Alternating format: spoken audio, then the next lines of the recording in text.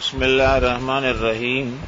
کتاب اللہ اول کتاب اللہ ارکان اربعہ میں سے، اور پھر آگے سنت رسول اللہ صلی اللہ علیہ وسلم. فرق یہ کہ وہی مطلوع ہے، وہ وہی غیر مطلوع ہے، اور اسے ہر لحاظ سے گویا تاریخ وہی کہتے ہیں، اسے دوسرے طور پہ لیتے ہیں. اور پھر اس کے بعد اجماع امہ، یعنی آیان امہ کا اجماع، آیان الرجال. اور اس کے بعد قیاس مستنبطین، قائسین، مجتہدین، ائمہ، اصول اربعہ. اور ان میں سے اصل الاصیل اور رکن رکین اور متن متین وہ اللہ کا کلام ہے. متن متین مستقل کتاب کا بھی نام سنا ہے. متن متین نحوہ میں مشہور و معروف کتاب ہے، بڑی مشکل.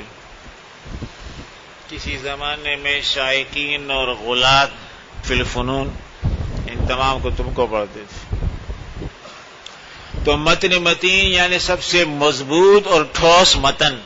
اصلاً لغوی طور پر اس کا اطلاق اللہ کی کتاب پہ، وہ تو مبالغہ کسی نے کی ہے، اپنی کتاب کا نام متن متین رکھا ہے. رکن رکین اور متن متین یعنی سب سے ٹھوس، مضبوط، اٹل، قائم اور دائم، ابد نشان اور انمٹ متن کیا ہے؟ وہ اللہ کا کلام ہے.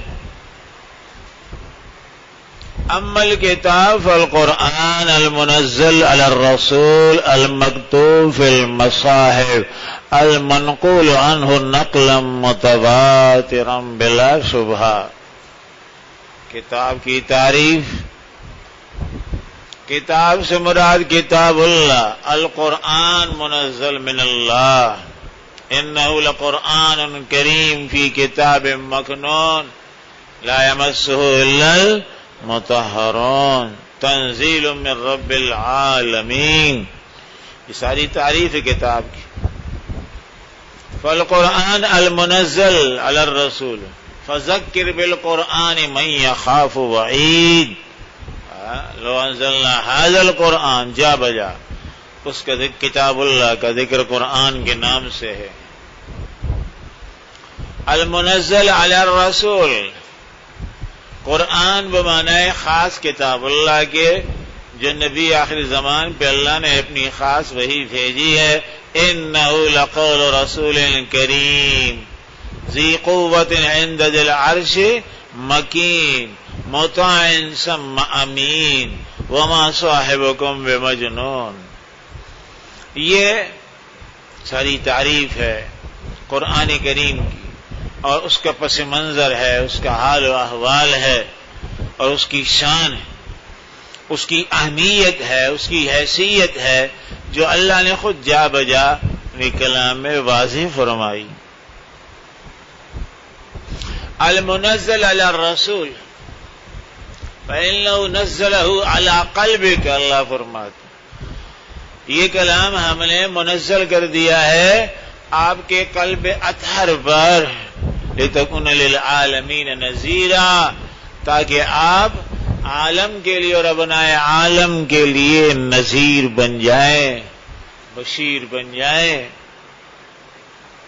علی الرسول الف لام حد کے لیے، یعنی محمد کریم صلی اللہ علیہ وسلم مراد ہے. الف لام ماحود سے علی الرسول یعنی حبیب اللہ تبارک و تعالی، محمد رسول اللہ صلی اللہ علیہ وسلم حبیبنا و حبیب رب العالمین. تو الرسول سے محمد کریم صلی اللہ علیہ وسلم مراد ہے. اللہ نے اپنا پیارا کلام، اپنا عظیم کلام، اپنا عزیز کلام اپنے سب سے پیارے عظیم اور عزیز نبی اور رسول پہ اتارا. اس لیے فرمایا المنزل علی الرسول الماحود المتعین فی الاذہان المکتوب فی المصاحف. اور پھر یہ وہ کلام ہے کہ اولین تو اللہ تعالیٰ نے اس کو نازل کیا قلوب پہ، اولن اس کو قلوب پہ نازل فرمایا، قلب اطہر پہ محمد کریم صلی اللہ علیہ وسلم، آپ کے قلب اطہر سے مبارک ترین قلوب اور نفوس نے پھر اس کو اخذ کیا، محفوظ کیا اپنے قلب کے الواح پہ، لوہے قلب پہ اس کو محفوظ فرما لیا۔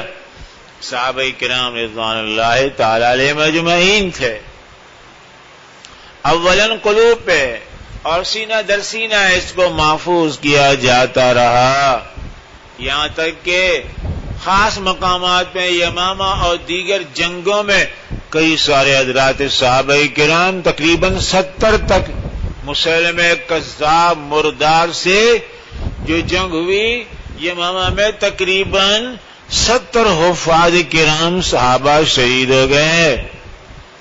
پھر یہ فکر لاحق ہو گئی کہ اس طرح تو حفاظ کرام تقریباً سب چلے جائیں گے عالم سے، تو کلام تحریری طور پہ بھی ہمارے سامنے موجود رہنا چاہیے۔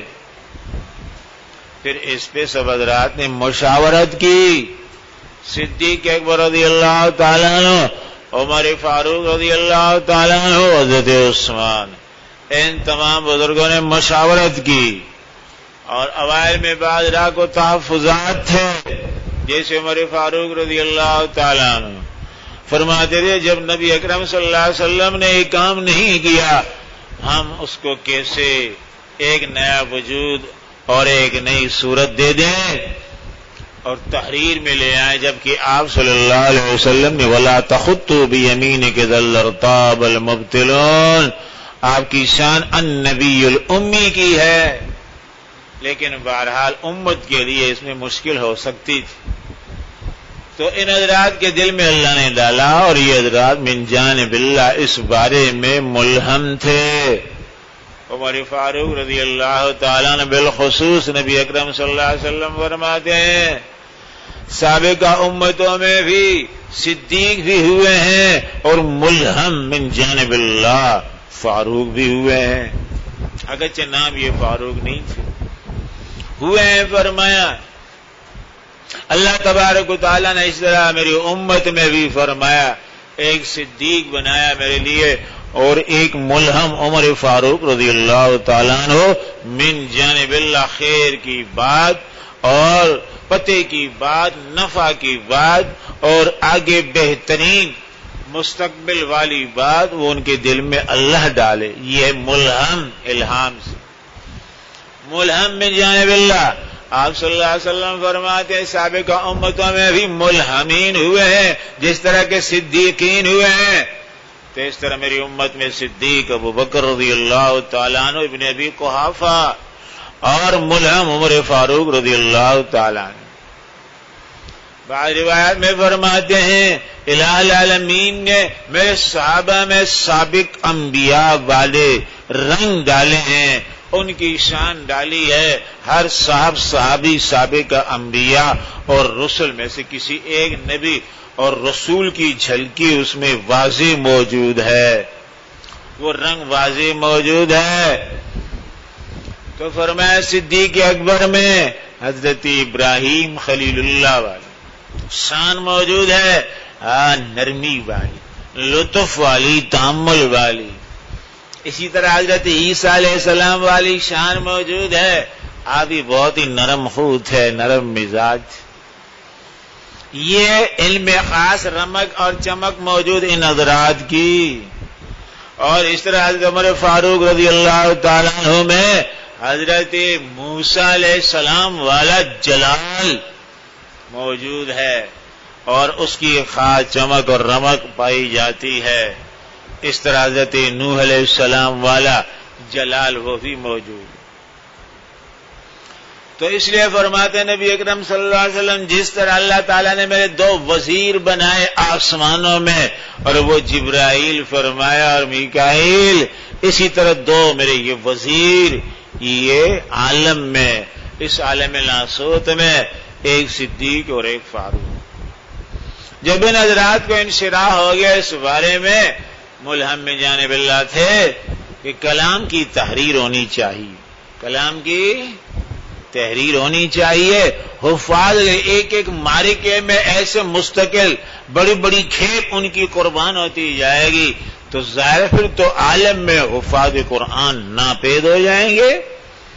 ایک معرکے میں 70 حضرات حفاظ کرام شہید ہو گئے تو یہ حضرات سوچنے پہ مجبور ہو گئے, اس فکر میں پڑ گئے. مشاورت کی اولاً بعضوں کو انشراح نہیں ہو رہا تھا لیکن پھر ہو گیا سب کو انشراح کہ ہاں نبی اکرم صلی اللہ علیہ وسلم نے یہ کام نہیں کیا لیکن ہمیں کرنا پڑے گا. آپ کی تو شان ہی النبی الامی کی اور آپ کے لیے تو اللہ نے ذمہ لے رکھا تھا. لا تحرک بھی لسانک لتعجل بہ ان علینا جمعہ وقرآنہ فاذا قرأناہ فاتبع قرآنہ ثم ان علینا بیانہ. یہ ذمہ ان علینا بیانہ ہمارے ذمہ ہے بیان کروانا آپ سے, جب آپ چاہیں وہ ہم کروائیں گے, آپ فکر نہ کریں کہ آپ بھول جائیں. اوائل میں نبی اکرم صلی اللہ علیہ وسلم جبریل امین جب سنا کے جانے لگتے تھے تو آپ کو فکر ہوتی تھی یہ تو چلے جائیں گے, اگر میں بھول گیا بعض آیتوں کو یا تقدم تاخر کو تو کیا کروں گا. تو جلدی جلدی آپ صلی اللہ علیہ وسلم دہراتے رہتے تھے کہ ان کے واپس جانے سے پہلے پہلے میں آیات یہ سبق پکا کر لوں. تو اللہ کی جانب سے تسلی دی گئی, فرمایا اس مشکل میں نہ پڑیں, اس دقت میں آپ نہ پڑیں. لا تحرک بھی لسانک, بار بار دہرانے کی ضرورت نہیں, بس آپ صامت اور خاموش ہو کر ہمتن توجہ بن کر ایک مرتبہ استماع کر لیں. آپ کیا کریں؟ فاستمع لما یوحی, آپ ہمتن گوش ہو کر ایک مرتبہ مکمل دھیان اور شعور سے اللہ کا کلام دل کے کانوں سے دھیان کے کانوں سے سنیں بس. اور جب آپ نے سن لیا تو آپ کے قلب اطہر پہ اس کو مرتسم کر دینا اور محفوظ کروا دینا آپ کے دل اطہر میں اور دماغ مبارک میں. وہ ہمارا کام ہے. آپ کا معاملہ عام حفاظ والا نہیں ہے, رٹا لگائیں گے 1000 بار پڑھیں گے تو تب یاد ہوگا. پھر جب قاری جی کے سامنے جائیں گے, قاری جی نیم جلاد صاحب, تو اس کے سامنے بچہ پھر بھول جائے گا, حالانکہ اچھا اس نے یاد کیا ہوگا, اس لیے کہ وہ جلاد ٹاپو ہے, بڑا لٹھ لیے ہوئے بیٹھا ہے انتظار میں کوئی آئے اور اس پہ لٹھ برسائے. یہ اس کے ہاتھ کی خارش ہے. ہاں اور کیا کہتا ہے؟ کہتا ہے یوں پیٹ پیٹ کے ہم نے پڑھا ہے اور پیٹ پیٹ کے پڑھائیں گے. جاہل, تو نالائق گدھا تھا اس لیے 1000 مرتبہ پیٹا ہے, تو اب جو ہے وہ ہر بچے کو مار مار کے تو پڑھائیں گے. مار مار کے پڑھا ہے اور مار مار کے پڑھا, گدھا بن کے پڑھا ہے اور گدھا بنائیں گے. ارے جاہل طبقہ انتہائی, یہ نرے کاری عابد ہوتے ہیں, ایک فتنہ ہے مستقل, یاد رکھو. سے معاملہ پڑھے, واسطہ پڑھے ان سے, جب تک باقاعدہ علم سے وابستہ نہ اور یا علماء کی صحبت اختیار نہ کرے. یہ مستقل ایک فتنہ ہے, اور یہ فتنہ ہمارے یہاں موجود ہے اس ملک میں اور کسی ملک میں نہیں, جہاں حفاظ ہوتے ہیں باقاعدہ عالم ہوتے ہیں پوری دنیا میں, اور یا پھر حفاظ ہوتے نہیں. یہ کاروباری اور شکاری صرف ٹیوشن ماسٹر حفاظ یہ صرف ہمارے اندیار میں پاک و ہند کے اندر یہ خاص تخم پایا جاتا ہے, اور کہیں پہ نہیں. پاکستان میں یا ہو سکتا ہے انڈیا میں اور بنگلہ دیش میں یہ خاص تخم ہے, اور کہیں نہیں. یہ مستقل ایک فتنہ ہے, اس لیے ایسے اعمال و افعال صادر کرتے ہیں جو کل اہل دین کے لیے بدنامی کا باعث ہے. اور کو کیا پتا ہوتا ہے, رٹ لیا اور پھر اس کے بعد کاروبار بنا لیا اس کو. اخلاق عادات اعمال وہی جو ایک منڈی کے مزدور کے, کیا فرق ہے؟ رٹ لیا اس نے, اس کو کیا پتا ہے میں نے کیا رٹا ہے, طوطے کی طرح کاروبار بنا لیا اس کو. اس لیے پھر عادات ایسی صادر ہوتی ہیں جو کل اہل دین کے لیے شرمندگی کا باعث. تو یہ فرماتے ہیں نبی اکرم صلی اللہ علیہ وسلم کے قلب اطہر میں محفوظ ہو گیا, تو حضرات صحابہ نے خاص طور پہ خلفاء راشدین اور شیخان حضرات نے پھر اس پہ توجہ دی کہ آپ صلی اللہ علیہ وسلم کے لیے تو اللہ کا ذمہ تھا, یہ ذمہ لیا گیا تھا کہ آپ کے قلب اطہر میں محفوظ کروانا, ثم ان علینا بیانا, پھر آپ کی زبان پہ اس کو بیان کروانا, جاری کروانا, وہ ہمارا کام. آپ فکر نہ کریں. یہی وجہ ہے نبی اکرم صلی اللہ علیہ وسلم ایک موقع پہ فرماتے ہیں جبکہ اللہ نے ذمہ لے رکھا تھا لیکن بسا اوقات کبھی ایسا ہو جاتا جیسے قرآن کا معجزہ ہے تلاوت کرتے ہوئے کوئی آیت وہ آگے پیچھے ہو جاتی تھی, تقدم تاخر ہو جاتا تھا, وقتی طور پہ ظہور. تو پھر یہ کیسے ہوا جبکہ وہاں اللہ نے ذمہ لے رکھا ہے. وہاں آپ صلی اللہ علیہ وسلم فرماتے ہیں انسا کما تنسون انما انا بشر, میں بھی اللہ کا بندہ اور بشر ہوں, بھول سکتا ہوں تو مجھے یاد دلایا کرو. نماز میں اگر بھول جاؤں رکعات میں یا تلاوت فذکرونی, یاد دلایا کرو میں بھی بشر ہوں اور بھول سکتا ہوں جس طرح تم بھولتے ہو. انسا کما تنسون. تو پھر کیا جواب دو گے اس میں؟ یہ چیستان ہے تمہارے لیے, چیستان پاکستانی. ہاں ایک عام پہلی ہے,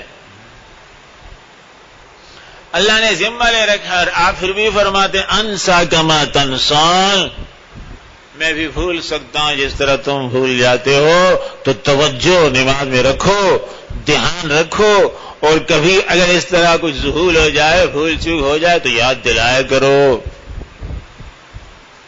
تو پھر کیا تطبیق دو گے؟ اس سے متعلق آواز ضمن میں آ گئی.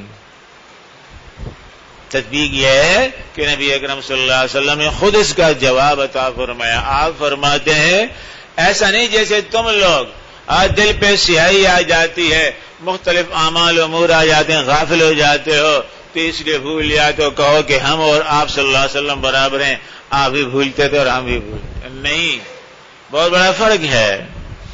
وہاں آپ صلی اللہ علیہ وسلم فرماتے ہیں میں جو بھولتا ہوں وَإِنَّمَا أُنَسَّى, کیا فرماتے ہیں؟ انما انسا, وہ اللہ کی جانب سے خاص حکمت ہوتی ہے. تو اللہ کے حکم سے اور اذن سے میرے اوپر یہ ظہور یا قدری بھول طاری کر دی جاتی ہے تاکہ مسائل معلوم ہو آپ لوگوں.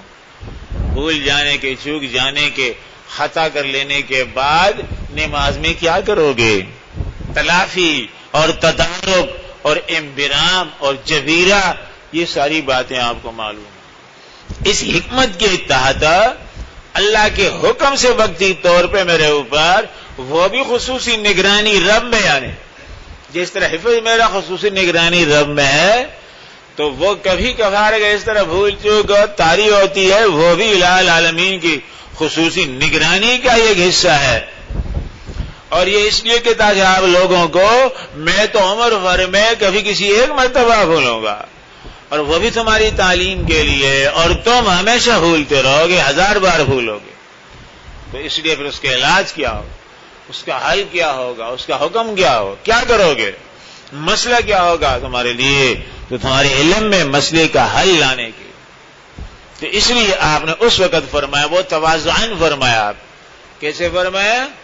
تواضعاً فرمایا کہ انما انا بشر انسا کما تنسون. لیکن 100% ایسا نہیں جس طرح تم بھولتے ہو میں بھول. یہ تو آپ صلی اللہ علیہ وسلم کی وہ کسر شانی ہے, عجز ہے اور انکساری. ورنہ آپ خود فرماتے ہیں بھول بھی میرے اوپر طاری کی جاتی. لا انسا وانما انسا, یاد رکھو. تو اب حدیث میں اور آیت میں کوئی تعارض نہیں رہا اور بات ثابت ہو گئی کہ ہاں اصلاً تو نہ بھولنا ہے, اور کبھی بھول اگر آئی ہے وہ بھی حاضرین کی تعلیم کے لیے. جیسے آپ صلی اللہ علیہ وسلم فرماتے ہیں نماز سے فراغت پہ آپ نے فرمایا قدر برافروختہ ہو کر اور قدر جلال میں آ کر آپ صلی اللہ علیہ وسلم نے فرمایا تم لوگ نماز میں آتے ہو اور بھاگ کے آتے ہو اور خیال یہ ہوتا ہے کہ نماز بہرحال پکڑ لوں, رکو پکڑ لوں, کس طریقے سے رکو ختم نہ ہو جائے, رکعت نکل جائے گی, اس لیے بہت سارے ٹاپو دوڑ کے جاتے ہیں. تو بھاگتے ہوئے آتے ہو رکو لینے کے لیے تاکہ رکعت مل جائے اور وضو پورا نہیں کرتے ہو. اس جلدی میں شتابی میں وضو تمہارا نہ تمام رہ جاتا ہے. بعض حصص جسم کے وہ اندھلے رہ جاتے ہیں, آپ نارسیدہ رہ جاتے ہیں. تو کیا فرمایا اس کے نتیجے میں فرمایا وضو تم پورا نہیں کرتے ہو، بھاگ میں اس طریقے سے علم غلم وضو کر کے آ جاتے ہو، اور پھر تمہاری اس بے وضوئی کی وجہ سے یا کم وضوئی کی وجہ سے اور یا ناقص وضوئی کی وجہ سے فرمایا اس کی نحوست ہوتی ہے، نماز میں ہمارے اوپر خلط ملط آ جاتا ہے۔ یہ بھی فرمایا آپ صلی اللہ علیہ وسلم۔ تو یہ بھی دوسری وجہ ہے کہ عام طور پہ آپ صلی اللہ علیہ وسلم فرماتے ہم نہیں بھولتے، کبھی تو اللہ کی خصوصی نگرانی میں برائے تعلیم یہ چیز ہمارے اوپر لائی جاتی، اور کبھی تم لوگوں کی بے وضوئی کی اور بے توجہی کی اور غفلت کی اور ناتمامی طہارت کی اور نقص طہارت کی نحوست ہوتی ہے جو اس طرح پھیل جاتی ہے، عام ہو جاتی ہے، اور وہ ہماری نماز پہ بھی اثر انداز ہو جاتی ہے، اور کبھی اس طرح ہم بھی خلفشار کے اور انتشار کے شکار ہو جاتے ہیں۔ یہ دوسری وجہ آپ نے تعلیم فرمائی کہ وضو اچھی طرح تسلی سے کر کے آیا کرو، اسبغوا فی الوضو ویل للعقاب من النار۔ فرمایا بہت سارے لوگ جلدی میں آتے ہیں وضو کر کے اور توجہ نہیں کرتے، تو عام طور پہ ایڑیاں پیچھے کی جانب ہوتی یا ایڑیاں کو حصہ وہ اس طرح خشک رہ جاتا ہے اندھلا، تو فرمایا ویل للعقاب من النار، عقاب ایڑیوں کو بول، تو جس نے اس طرح پیر پورے نہیں دھوئے تو جہنم کی آگ چھوئے گی۔ فرمایا اس مقام کی جگہ خشک رہی، ناپاک رہی وہ، اور ناپاکی کا ازالہ پھر اگر دنیا میں نہیں کیا گیا تو آگے جہنم کی آگ ہے۔ فرمایا باہر یہ سے متعلقہ باتیں کہ جناب آخر کار ان حضرات کی مشاورت سے المکتوب فی المصاحف یہ قرآن ہو گیا، بعد میں کیا بنا پھر المکتوب فی المصاحف بنا۔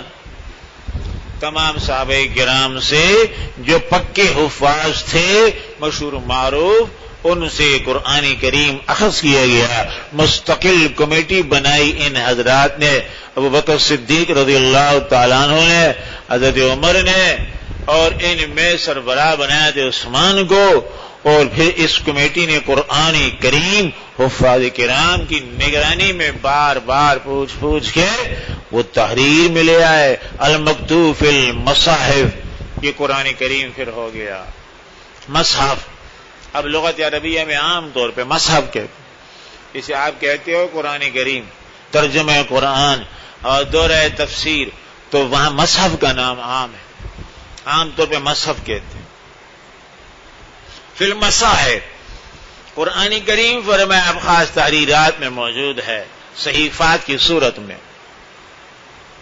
حضرت عثمان رضی اللہ تعالیٰ کے دور میں پھر یہی ہوا کہ پھر قراءات میں قدر اختلاف ہونے لگا، کیونکہ قراءت سب عشر کی وجہ سے، تو پھر روایت حفص میں، مشہور روایت میں حضرت عثمان رضی اللہ تعالیٰ عنہ نے قرآن کریم تحریر کروایا خصوصی نگرانی میں، اور اپنی حکومت کے چاروں اطراف میں اضلاع میں 4 مصحف مشہور اور معروف روانہ فرمائے۔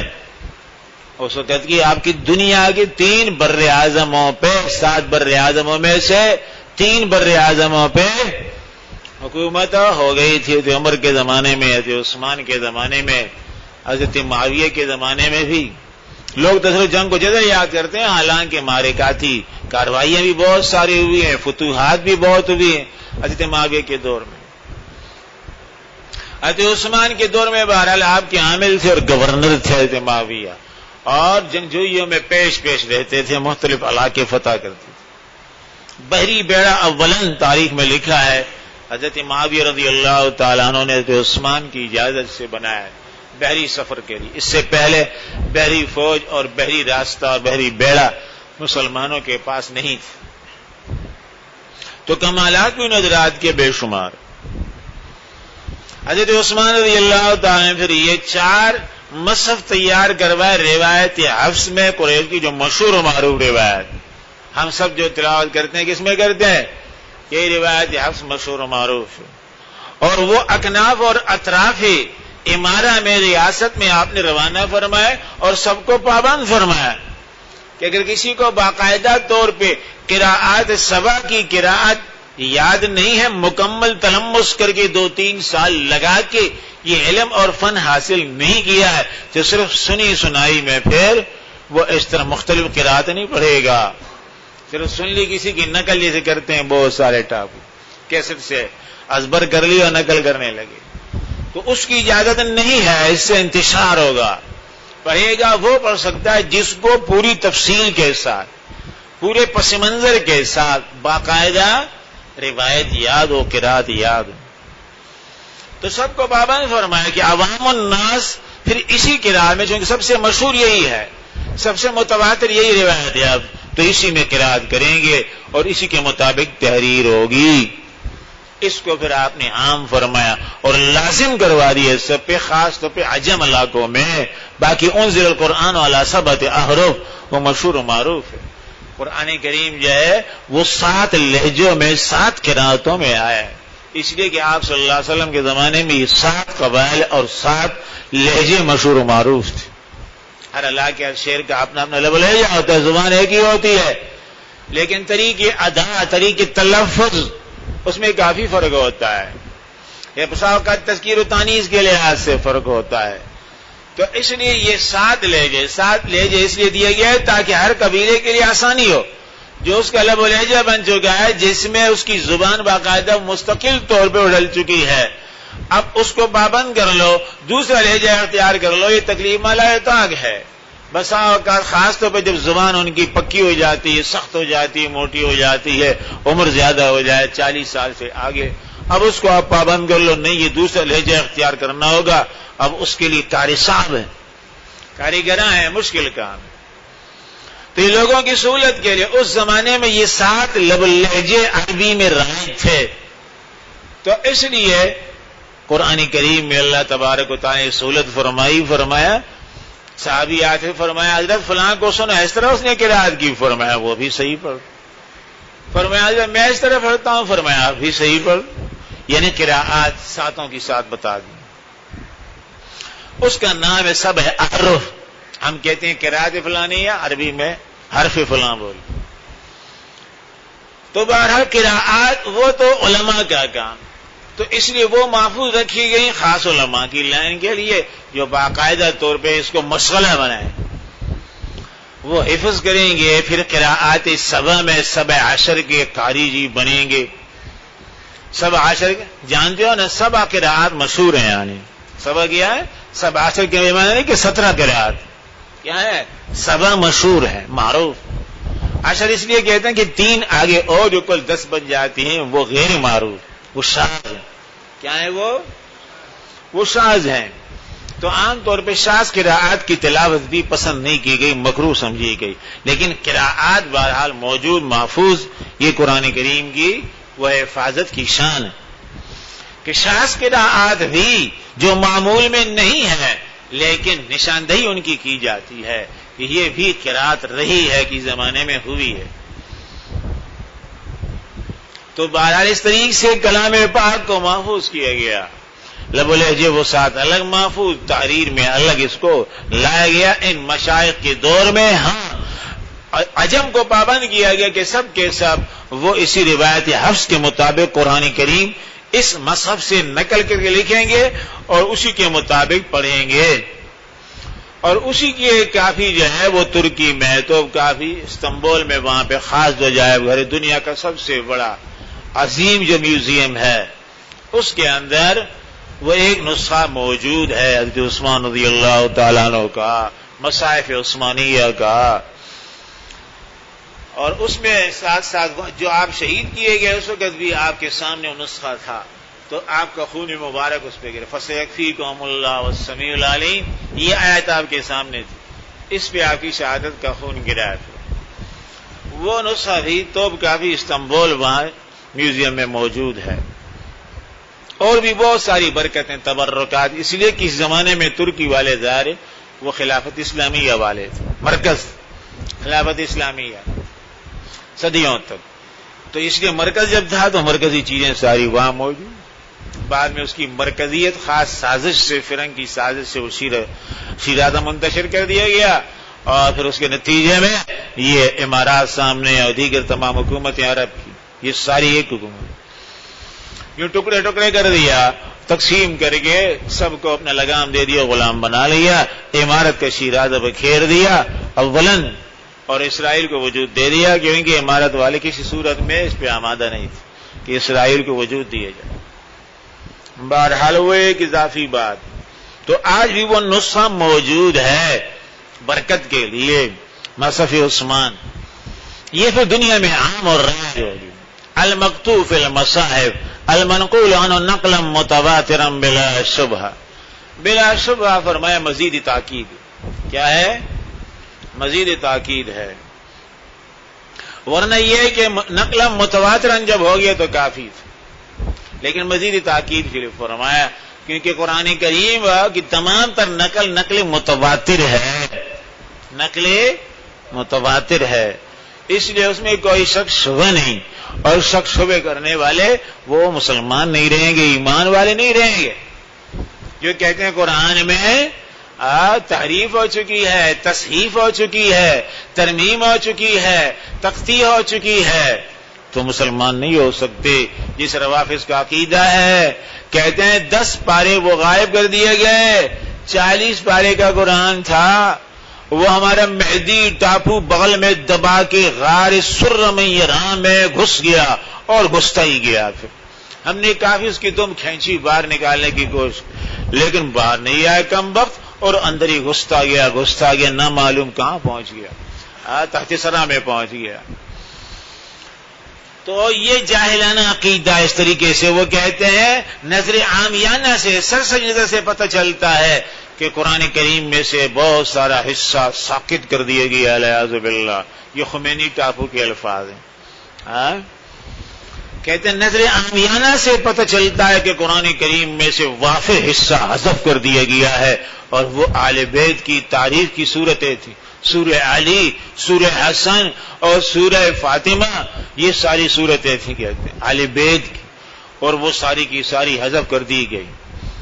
ایسے جاہل، اور کبھی کہتے ہیں جان کر حضرت عائشہ رضی اللہ تعالیٰ عنہ نے وہ قرآن کریم ایسے رکھا ہوا تھا بے توجہی سے تاکہ یہ اس کی بکری آ کے کھا لے، اس لیے اس کی بکری آ گئی اور اس نے وہ 10 پارے جن پاروں میں آل بیت کا ذکر تھا، اہم صورتیں تھیں، وہ بکری کم بخت بھی گویا اس طرح یزیدی بن گئی تھی، تو اس نے بھی تمام وہ صورتیں کھا لی۔ ایسے جاہل اور ظالم لوگ ہیں، 10 پارے اس نے کھا لیے بکری نے، اس لیے بعد کے یہ پارے رہ گئے۔ عجیب بات ہے، بکری کو بھی پہچان تھی، ساری وہی صورتیں کھا لی اس، اور یہ اگر تھا بعد میں تو صرف ہمارے مہدی کے پاس، اور مہدی کم وقت جو گھسا ہے تو پھر وہ نکلا ہی نہیں۔ ابھی تک ہم منتر جنتر پڑھتے ہیں انتظار میں کہ شاید یہ آ جائے گا، آئے گا، کہتے ہیں کب آئے گا؟ قرب قیامت میں آئے گا، جسے ہم کہتے ہیں کہ امام مہدی کا خروج قرب قیامت میں، یہ اپنے اس مہدی موعود کو لیتے ہیں۔ آگے تفصیلی بات ہے۔